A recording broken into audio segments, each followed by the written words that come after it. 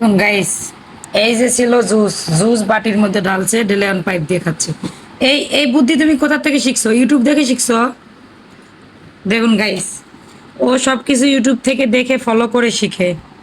ইউটিউবে যা দেখে খাওয়ার জিনিস বলে আম্মু এটা আমাকে এনে দাও, আমি খাবো। ইউটিউবে পিৎজা দেখে সে পিৎজা খাইতে চায়, তাকে পিৎজা এনে দেওয়া হয়।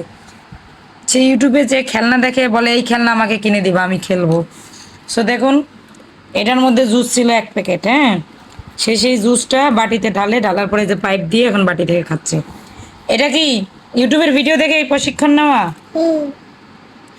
কি দেখে শিখছো?